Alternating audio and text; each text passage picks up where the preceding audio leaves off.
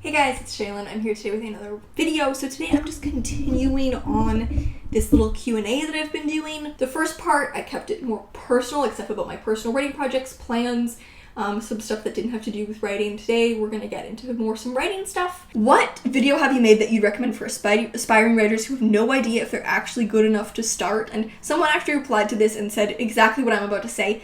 Just start. You get good enough with practice. You don't need to be good enough to start. Good enough to start is not a thing. Like, imagine with other skills, if you were like, I want to learn how to swim, but I have to get good enough at swimming before I start swimming. You're gonna get good at swimming by actually swimming. I remember this was during the Tokyo Olympics and I kept getting this ad on YouTube and I don't remember exactly how it was phrased. And you know how like Olympics ads, they're like meant to make you like really emotional, but there was this one and like the voiceover was like, you don't have to be amazing to start, but you have to start to be amazing. I remember seeing that and I was like, damn. And I keep thinking about that. I think with writing, there's a fear of being embarrassed if the writing is bad. You don't have to show anyone. If you don't like it, it's fine. Just write. Embrace the fun of just writing for the joy of it. You're not going to have any deadlines or expectations to publish or even for it to be good at this point. So like really just make the most out of being a beginner by just embracing that your writing might not be very good, but that's fine, and something being good isn't the only reason to do it, right? You can write just because you enjoy it and because you want to, and good, which is a very subjective thing anyways, will follow. Do you have any tips for someone who wants to start a writing-based YouTube channel? You should make the stuff that you will enjoy making, not what you feel like you should be making or what maybe other people are doing, and so you feel like, just make stuff that you want to make. You are putting it on the internet, and if you don't like it, at a certain point it's going to feel embarrassing. Don't invest too much self-worth in the numbers or making content that you think you should make because that's what will make you grow. Just make stuff that you enjoy and that you can feel confident making. And my next tip is like, know your boundaries, stick to them. If you do start to grow, people may start asking things of you that you aren't comfortable with. So make content that you want to make, not that you feel pressured to make. Don't share things about your life. I have overshared in the past and I wish I could reel it back. I wish I could go back in time and be like, share less about yourself. Personally on the internet. If I could go back in time when I was making this YouTube channel, I wouldn't have shared my last name. I'm being real. I was stalked and harassed by someone for 2 years. So if I could go back in time, being more private, but that ship has sailed. I can't go back and make everyone unlearn my last name, right? So think about your boundaries and think about the boundaries between your personal life and your online life and what you want to be public and what you want to make private. It's fine if you want to keep a lot private. I still do keep a lot of things private, but there's certain information that I can't unshare. And then my final tip is like, make friends who are kind of the same stage in their channel as you, because that is actually what's going to be the most valuable experience for you in having a YouTube channel is going to be the community that you make surrounding it. People who are at the same stage as you are going to be the most likely to respond. Like, I get a lot of DMs. I don't have time to respond to all of them. Sorry, it makes it sound like I'm so popular, but talk to people who are at the same stage as you, and that can be your community for quite a long time if you foster it. Tell us a proper method to attain a balance between purple prose and beige prose. Is that something we're calling the opposite of purple prose now? We call it beige prose. I kind of love that. If you are struggling with style, feeling like it's too purple, my biggest tip, stop worrying about it and write in your natural style. I think the biggest reason why people write purple prose is because they're forcing themselves to write in a style that is not their natural style. They're like, I want my style to be beautiful, intricate, flowery, so they're forcing it, so it becomes way too much. Write in your natural style, and maybe it's not as intricate or flowery as you would like, but that can develop with time to the point that it becomes more instinctual. You don't have to force it and it won't be purple in most cases, and then maybe where it is, you know how to pare it back. The more you force it, it's going to be really hard. You're going to overwrite. People overwrite when they're forcing it. And learn how to line edit. Put the time into line editing and polishing after the fact and tweaking after the fact, tweaking word choice. Purple prose happens, I think, when people build complexity in the wrong ways.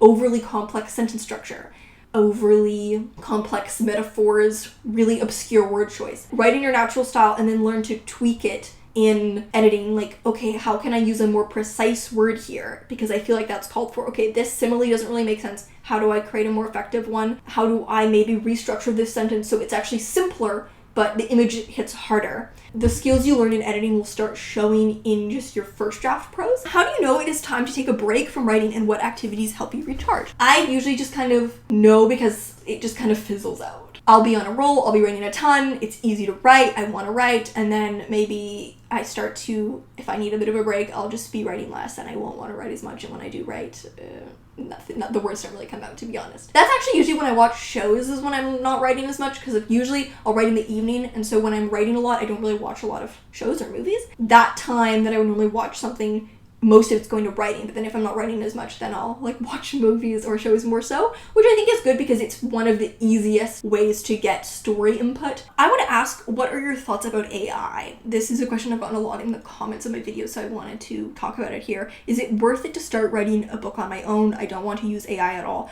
What are agents and publishers' thoughts on it? I don't really know that much about where the publishing industry is at in terms of AI. I don't really know about big publishing houses. I did see that there was like a book deal for a book written with AI, and I think it's so stupid. I don't think any work that is going to be published or monetized should be created by AI. If you want to use it to create something for yourself, you know, whatever, for yourself to read, who cares? Whatever. What you do in your personal time with AI is not my business. Firmly against using AI at all to create a published work. To be honest, I think if you use AI to write a book, you did not write the book. This is what makes me really sad. Not your question. I really respect you. I'm on the same page as you. I don't want to use AI at all. I have not used any AI in my writing process, and I will not. So you can get that knowledge from me that nothing that I produce will ever be AI generated in any way. So I'm on the same page as you, asker of this question, but it makes me really sad because I keep getting comments like this. It makes me really sad that people feel like it's not worth writing their book because there's no point like dedicating to your craft anymore because of AI. And that's like so sad to me that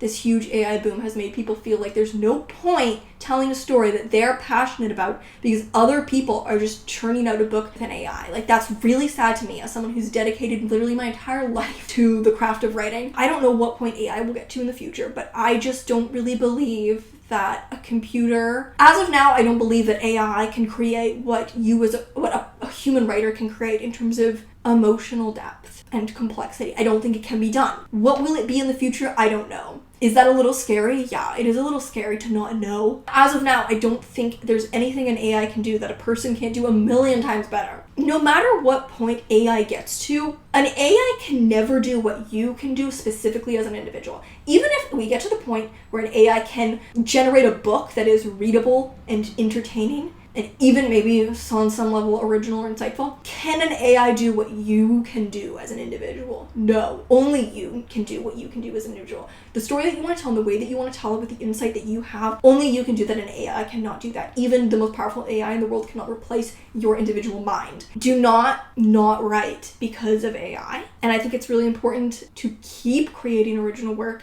and show the publishing industry we don't want AI to replace us. We have no desire for that as creatives, to churn out work with AI. We actually want to put in the maybe years into creating a book ourselves because that is a meaningful craft that we care about. I think it's important to do that. I've seen some really valid comments on how with the rise of AI, everyone should probably be more protective of their ideas. And, you know, this is why I haven't really shared any detail about my new fantasy idea that I have. I'm like, okay, I think from now on I can't share concepts of stuff before I've written it, because I really always liked talking about my projects and my ideas, but I think I can't really do that anymore. It's so easy for someone to take an idea and plug it into an AI. Will it be good? I don't know. Will it be better than what I can write? Obviously not. I don't believe so. But still, it does make it a lot easier for people to steal your ideas. So I do think that you take precautions in terms of your work and what you share online. Please do not let it deter you from writing your work, especially on the level of like, I write something because I want to go through the process of creating it. I don't just want an end work. I want to actually experience writing it and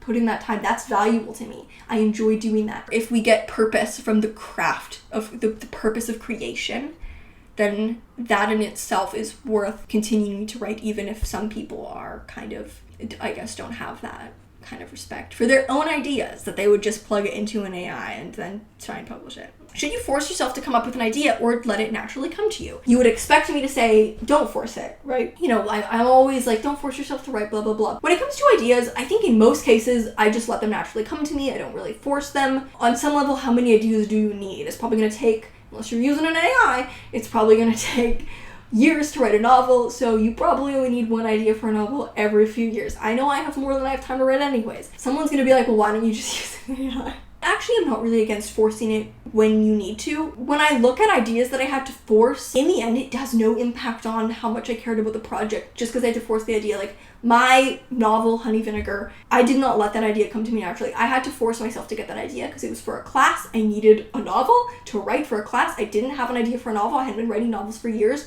I'd just been writing short stories, so I had to sit down and force myself to come up with an idea for a novel. I love Honey Vinegar more than... my love for It Knows No Bounds, right? That is my magnum opus, and I was able to find an ability to invest in that book, actually more than any book I'd written previously, right? I did like 10 drafts, queried it, it's on submission right now. I don't think the fact that I forced the idea impacted it in any way. If anything, it really made it very intentional. I was like, I'm going to construct an idea that is exactly what I want to write and exactly what I want to write in this moment. And so it actually ended up being very reflective of my character and my interests at that point in time. Sometimes ideas that I just let come naturally to me are not as intentional because they were just intuitive, and so there's some missing pieces and it takes a lot more reshuffling. Like Honey Vinegar, I sat down one day and I was like, I need an idea for a novel, and I'm not getting up until I have an idea for a novel.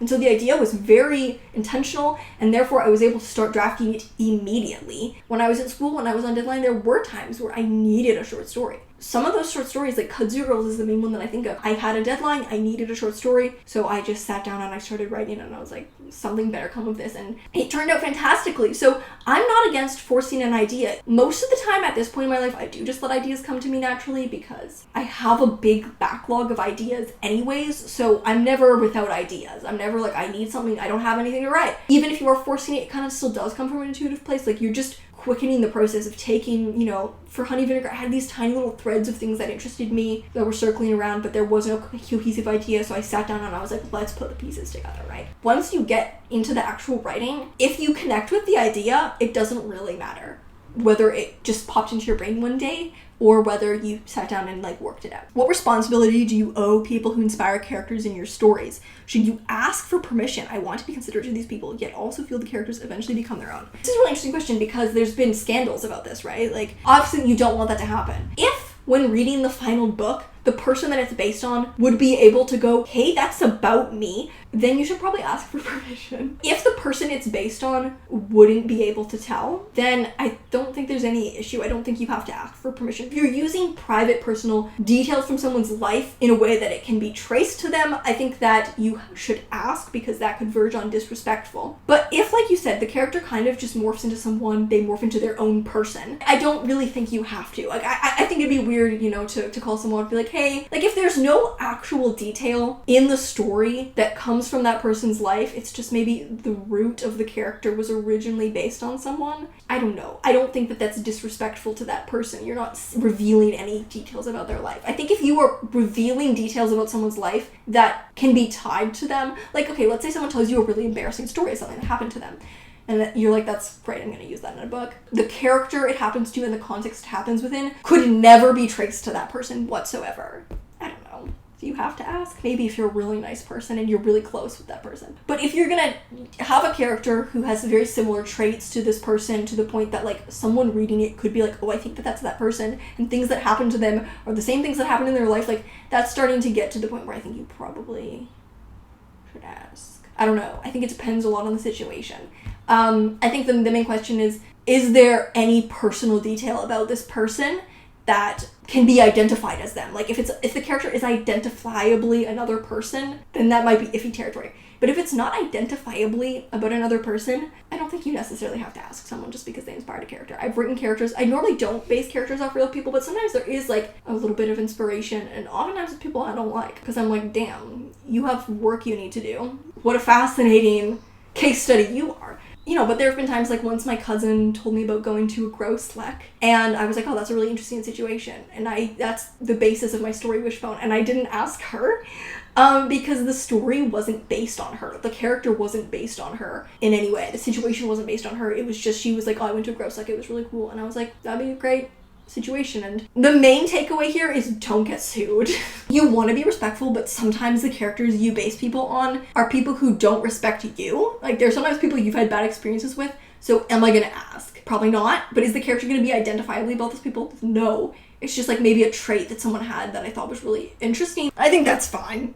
I would love to know more about what being a reader for a magazine entails and any advice for someone who'd like to be one. Follow magazines that you'd be interested in reading for on Twitter or on Instagram, because Twitter's kind of going down. Just follow them on social media, whatever social media they use, and they'll probably post when they need readers. Most magazines will have a form that you apply through. Usually you would say, just answer questions like what books you read, or give us a quick book review, or read this story and give your thoughts on it. In my case, it wasn't like that. They were like, hey, just email us and say why you'd like to read for us. I'm a previous contributor to Prism. Like, I've contributed twice to the magazine. And so because of that, I felt like I knew the fiction editor because she had published a story of mine, right? So I just emailed them and I was like, hey, I saw your call for readers. I would love to read for you. I'm a previous contributor to the magazine. The editor that I first talked to didn't know me personally and was like, hey, cool, sounds good. What genre do you want to read? And I was like, fiction. And he was like, okay, cool. Email a writing sample to the fiction editor. So I emailed the fiction editor and she was like, didn't need me to send a writing sample because she had published a story of mine. But typically they want to see like some kind of writing sample or book review. Make sure that you're okay with the time commitment. You know, they'll usually say how many stories you'll be reading in a batch and how frequently. Every magazine will have their own way of doing it. You'll get like onboarded, and usually you just like read the stories, and then there's usually like some kind of numerical rating and then a place to leave comments. So like I rate the stories on like 1 to 5, and we have like a Google Doc, right, that goes through like what is a 1, what is a 2, what is a 3, what is a 4, what is a 5. I'd like you to explore a moment or moments you broke through tremendous writer's block or writer's indifference. Did you wait for inspiration or did you plow through and force it? Your wording of tremendous, I don't feel that in my life I have ever experienced writer's block that I would qualify as tremendous. That's more than I think is the worst. Have I had writing slumps? Yeah. You know, the 3 situations that come to mind when I think of writer's block, I had a really bad writing burnout after my 3rd year of university, I think because it was just 3 years. Writing fiction always on deadline, not on my own natural schedule. I didn't really write any new stories. I just used old stories that I'd written before and hadn't handed in and just revised them, and then took a few months completely off of writing until I felt recharged. At the start of the pandemic, I had a pretty bad writing slump, but I think that was because I was having a really bad mental health, just not a great time. Not actually due to the maybe kind of, but not, it wasn't actually really due to the pandemic, but it's due to like other stuff. And then the other one is with Saltbirds. Actually, was, you know, I made multiple videos about how I couldn't get the book to work. But again, I wouldn't call that writer's block or writer's indifference. It was the opposite of indifference. I cared about it so much that I was frustrated that it wasn't working. Do you have any advice for somebody who really does love writing and coming up with story concepts, but is dealing with severe grief and mental health struggles? Like, how can I continue to better my mental health and pursue writing when both take up so much energy? The first thing that I'm going to say is that you are always more important than your work. You as a person, your health, your well-being is always inherently, nothing can ever change this, more important than a story that you write. Are stories powerful? Can they be life-changing? Can they be your life's passion? Yes. That's not to undervalue your own writing, but it's never more important than yourself. So if right now you don't have the capacity to write, and that is all you have the energy for, and putting any energy to writing is not possible, it's just harming you more, that should never take the priority. The priority should always be you. That said, I do think writing can be a healing tool. Only write to the extent and in the ways that you feel it is helping you. And if at any point, like it's doing the opposite, it's draining me, it's making things worse, then stop. If that's feeling like journaling helps, but writing a story doesn't, then that's okay. If that's just thinking about your work helps, but the act of writing takes too much energy, that's fine. You know, if that's every once in a while you feel like writing because it helps you process, you know, I think writing can be great. Like, I noticed for myself, especially when I was younger, I was very anxious as a teenager. It was a problem. And I was really chronically stressed. And I would notice that if I wasn't writing, I would get way, way more stressed. And writing was a good way for me to regulate my stress. If you feel like there's a way for you to write that helps you actually in some way process your grief to a point that it's actually helping your mental health, I think that's great, and I do think that's possible. You just have to be mindful of yourself. Like, as soon as it's not active, it's not helping you in those areas, then stop. You're currently at a point where the most important thing is yourself. Writing can be a benefit to that. Writing can, for some people in some cases, in some ways, help you process, help you manage, but it can also make those things worse, right? That's the tricky thing. It's not inherently going to help or hurt. It just depends on the situation. So I would say, you know, just maybe very slowly experiment with ways of writing or engaging with writing in ways that you think might maybe benefit your grieving maybe your mental health or help you with your grieving process. And if you feel like as soon as you feel like it's not doing that, then stop.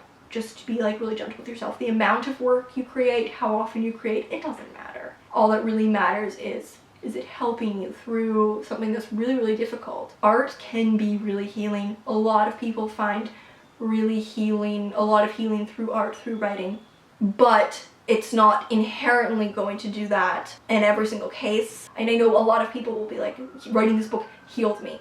But for you, it might not be writing a whole book. It might be, I don't know what it will look like for you. But I would say, yeah, just use writing to the extent that it is helping you. Beyond that, just be super gentle with yourself. Okay, this is a really interesting question.